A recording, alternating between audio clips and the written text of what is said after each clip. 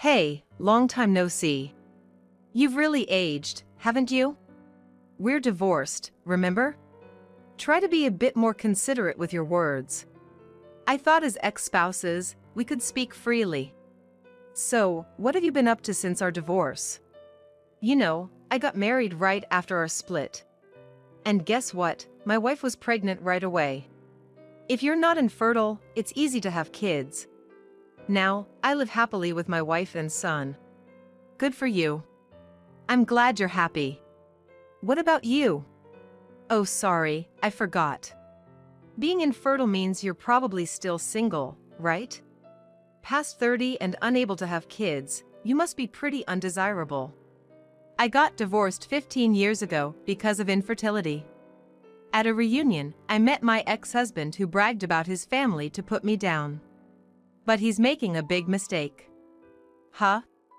Who is? I'm about to correct his misunderstanding. He'll surely regret his words. Also, I'll throw in an extra piece of news. With a bit of mischief, I decided to share something unnecessary.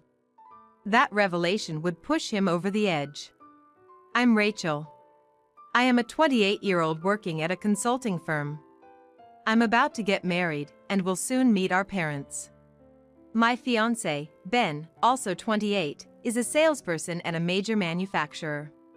We've been childhood friends since kindergarten. After high school, we went to different colleges, and after graduating, we got jobs and left their hometown.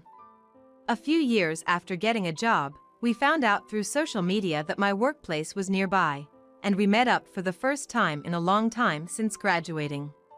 We moved away from my hometown and met childhood friends as adults. We started dating in a storybook romance and are now getting married. Are you sure it'll be okay? What if your father doesn't like me? Don't worry about it. But your father is a CEO. I used to talk to him casually as a kid, but now I'm nervous. My fiancé kept adjusting his straight tie, wiping the sweat from his forehead. Even I, who was watching, was nervous. Indeed, my dad owns a metalworking company in a small town. But it's not as grand as it used to be. Dad's not a stern figure. Take my daughter if you like, but no returns. His joke eased my fiancé's nerves in no time. I wouldn't return her even if you asked me to. Eventually, my fiancé even cracked a joke. My mom and I exchanged looks, relieved that the meeting went well. But later, my fiancé seemed concerned. The factory and company. Are they doing okay? They're not as good as before. It's just how times change. Can't you, as a consultant, help out? Turning around a company is hard. I can't just do it part-time. If I were to help, I'd have to quit my job and join his company. So, you're planning to take over the business? No. Dad doesn't want me to struggle with it. He plans to sell it eventually. I just give simple advice to keep it running until he retires. Got it. Realizing the company was fine, my fiancé's face softened. I was touched by his concern for my dad. 6 months later, we got married. Do you want coffee, or will your usual tea do? Yes, tea please. While I was cleaning up after dinner, my husband prepared my tea perfectly. Also, to prevent the tea from getting cold, the tea is brewed just in time for when the dishes are finished. His thoughtfulness, typical of a salesperson, always anticipates my needs. Our marriage is going smoothly. However, 2 years in, I began to feel a certain unease about our otherwise perfect life. My relationship with my husband is good, and we're intimate fairly often. However, it's been 2 years since we got married, and we still haven't been blessed with a child. Don't worry so much, it'll happen eventually. But I'm already 30. I can't help feeling a bit anxious. My husband, lounging on the living room sofa and fiddling with his smartphone, responds casually to my concerns. Normally, I would be upset that he's not taking this more seriously. However, I know he's trying to prevent me from feeling too anxious or guilty about not being able to have children. He's an only child, just like me, and his parents both worked. He often spent time alone at home and has always longed for a complete family life. My parents also worked, but I spent time at their office after school, so I never felt the loneliness he did. Still, I understand the importance of spending time with loved ones and want to make his wish come true. I also want children. I think I'll go to the doctor just to be sure. Is that really necessary? If nothing's wrong, that's great. But if there's an issue, it's better to know, right? Well, yeah, I suppose. The following weekend, I went to the hospital alone for 2 reasons. 1, I assumed they'd probably just tell me nothing was wrong. 2, if there was a problem, I didn't want to worry about how to react in front of my husband. I casually went to the hospital, thinking about what to buy on the way home. The tests were over quickly, but I had to wait for the results. 2 weeks later, the results were in. It's like nature's rule to expect the worst in these situations. I didn't shop that day, just walked home staring at the ground. I'm infertile. Well, I told my husband about the diagnosis that evening, hoping to ease the tension by doing it during dinner. The mood in the house became heavy, and both of us stopped eating. But it wasn't all hopeless, there was some chance. The doctor said my infertility can be treated with about a 30% success rate. After 30, the chances decrease. I just made it in time. 30%, huh? And it only goes down from here. While I started eating again, my husband remained silent. We seemed to have different feelings about the 30% chance. When I first heard I was infertile, I was desperate. But hearing there was a 30% chance felt like a significant number to me. For my husband, though, it didn't seem like a high chance. Seeing his disappointed face made me stop eating again. Since then, our previously smooth marriage has become somewhat awkward. Will you be home late tomorrow too? Yeah. While cleaning up the dishes, I talk to my husband relaxing in the living room, but he responds disinterestedly. Ever since he found out about my infertility, he's been coming home late. He says he's busy with work, but I think he wants to spend less time at home. On weekends, he leaves early and returns late at night. He no longer sleeps in our bedroom, but on the living room sofa. We're together in the house, but living separate lives. I feel sad as I sense his heart drifting away. But knowing the reason is because of me, I can't blame him. 6 months later, my marriage had cooled significantly, and my husband and I hardly spoke at home anymore. Today, being a day off, he left the house early in the morning. Watching him put on his shoes at the entrance, I realized I felt somewhat relieved when he left. My mood lightened slightly, and I became more efficient with chores like laundry. However, as I was about to throw one of his shirts into the washing machine, I sighed. Foundation stains again. These never come out. I wasn't surprised to see the foundation on his shirt. It has been happening occasionally for the past 2 or 3 months. Since our relationship was already strained, I had no intention of making a fuss about a possible affair.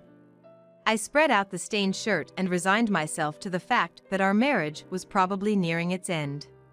It seemed he felt the same way. Given that he didn't bother to hide these foundation-stained shirts in the laundry basket.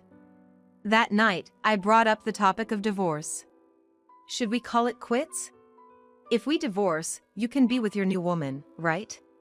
You knew? Drop the act. Can we just end this smoothly? Okay. I have a job and don't need his money. He works at a major manufacturer. It wouldn't hurt him much in terms of finance. I'd rather have a smooth separation than a messy divorce. He seemed to have anticipated my proposal and accepted the divorce without a flinch. However, I wanted to know a little about his affair. It was just my curiosity. What's she like? She's 2 years younger. We met through our shared hobby of fishing. So, that's what you've been doing on your days off. Brave of her to date a married man. You didn't hide your marital status, did you? I was honest. Told her I was planning to divorce and we're dating with the intention of remarrying. I'm ready to divorce, just waiting on her end now. Waiting? Don't tell me it's a double affair? No, she's just my girlfriend. I've successfully stolen someone's heart. I had many things I wanted to say, but I held back to avoid complicating the divorce. We finalized the divorce without issue. My ex-husband quickly moved on with his new partner, who apparently had also ended her previous relationship. They were planning to marry. I thought I was prepared for the divorce, but it hit me harder than expected. I stayed in our house for a while, continuing with my job, but eventually decided to quit and return to my parents' home. 15 years after returning home, I've completely healed from the divorce. It's now just a distant memory. Just then, I received a notice for a middle school reunion.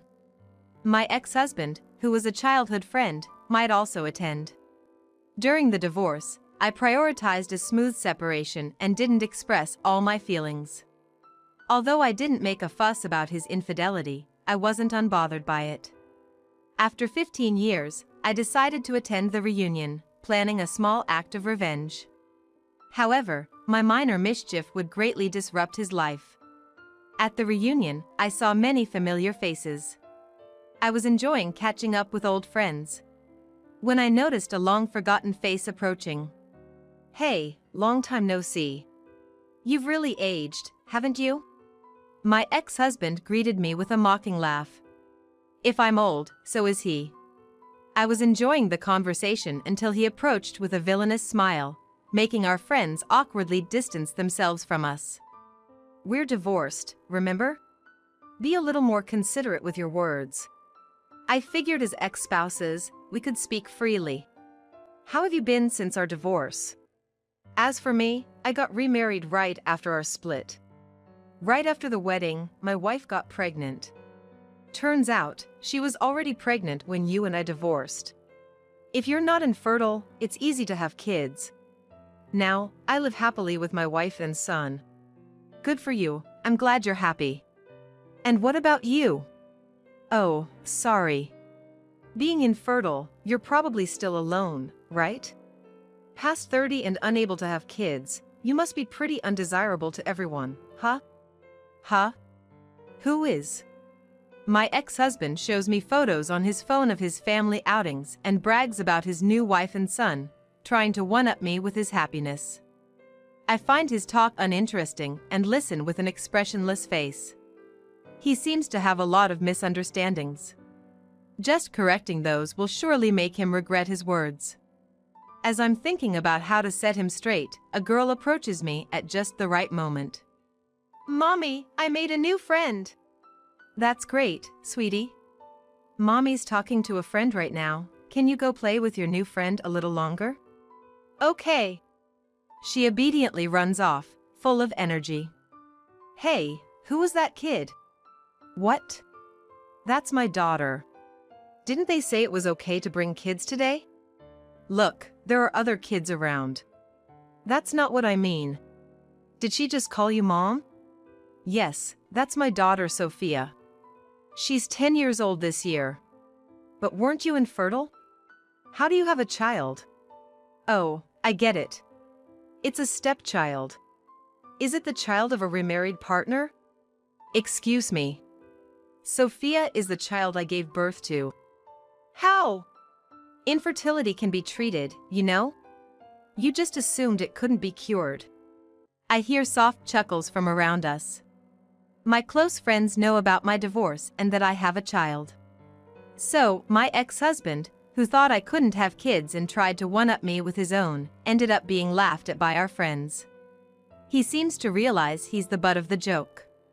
So, you have a child, which means you got married again. Congratulations. My ex-husband, embarrassed about trying and failing to one-up me with his child, turns red. Though he congratulates me, it seems more like an attempt to hide his embarrassment and appear magnanimous. Who'd marry an old hag like you? Workplace romance. Really? Still working at the consulting firm? No, you're out of the loop. I took over my dad's business. He's not retired yet, but he's working as the chairman now. What? I thought you said that company was going to be sold. I decided to take over the business when I moved back home after our divorce. It's been a tough 15 years, but now we're approaching a revenue of $60 million a year. We've moved up from a small to a medium-sized company. $60 million? My success in growing my father's company is fairly well known among local friends. My ex-husband, clueless about this, is once again the subject of chuckles from our friends. Didn't you say running a company wasn't easy? Yes, but after the divorce and quitting my job, I could fully focus on turning the company around.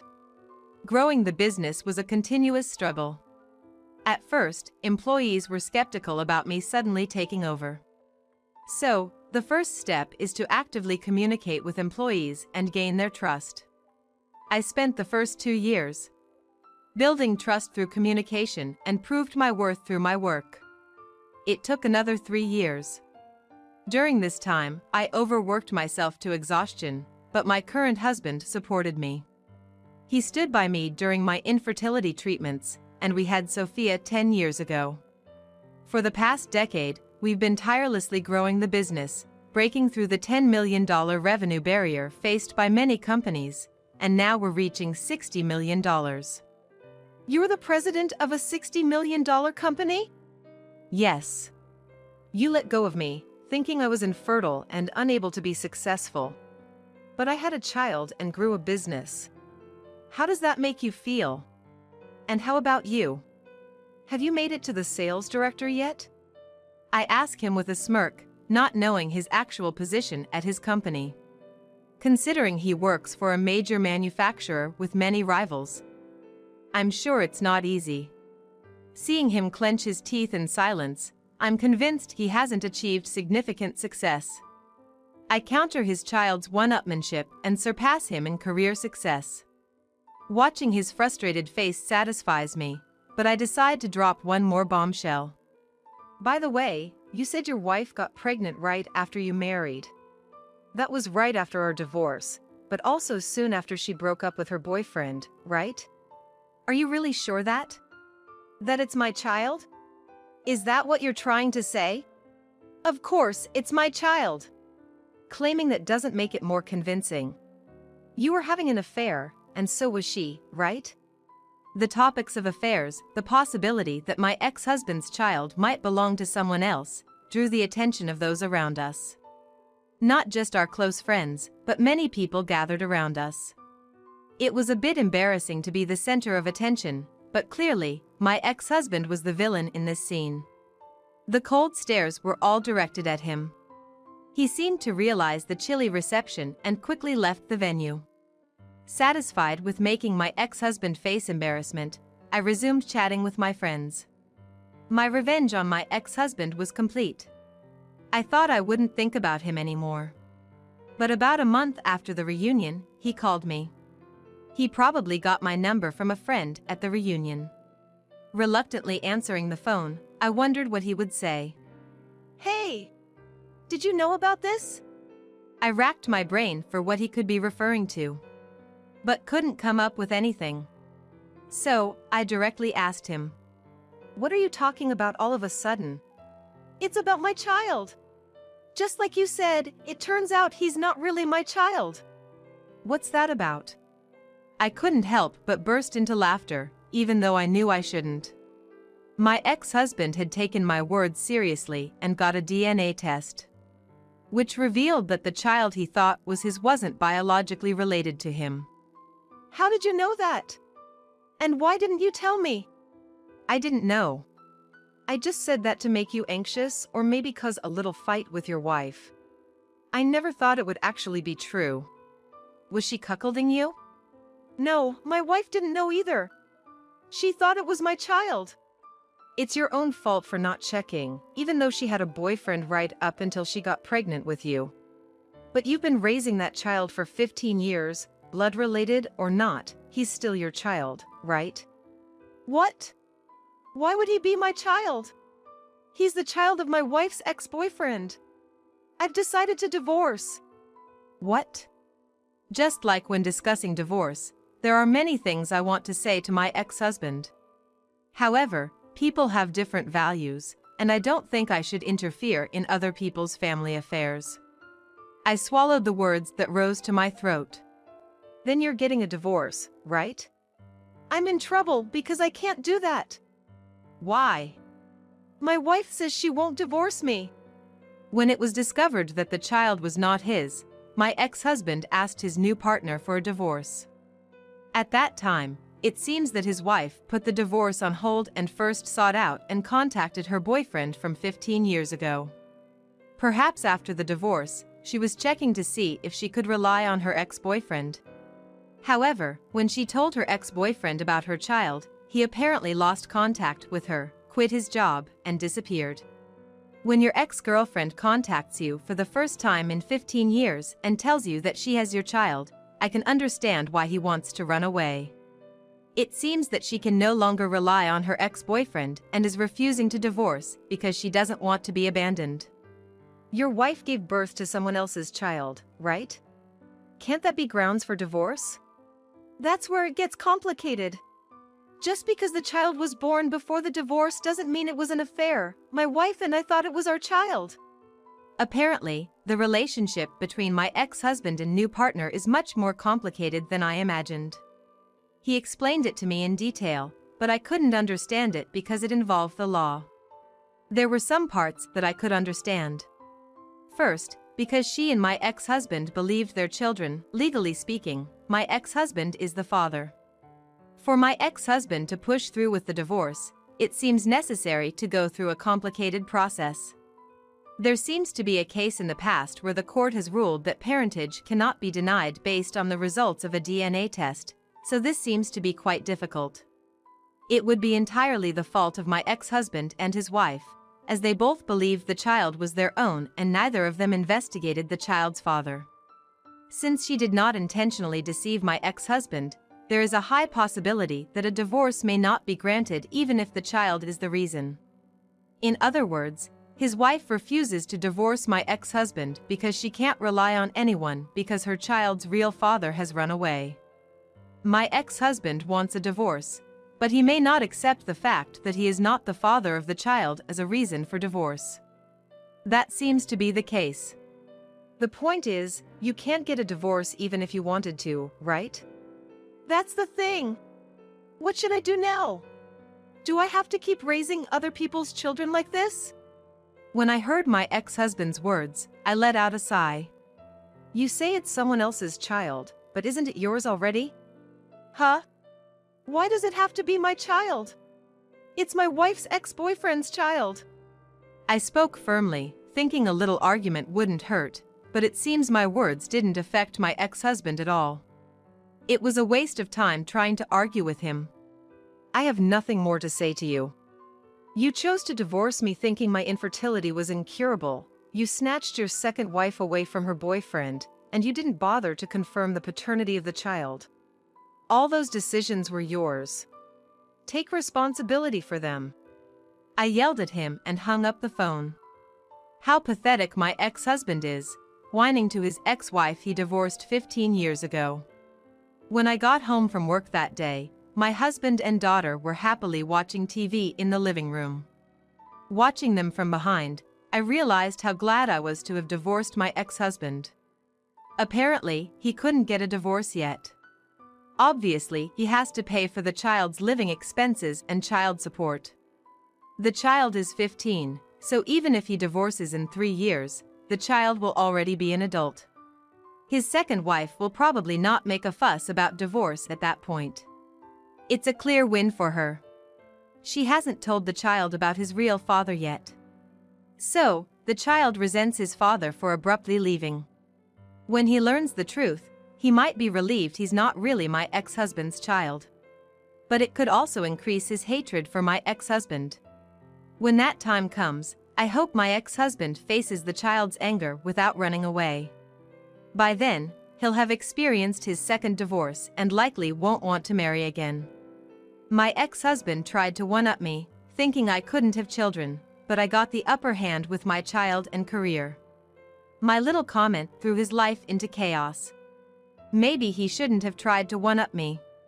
I continue to work hard. And unlike my ex-husband, our family relations are great. We're currently planning where to go on our next day off.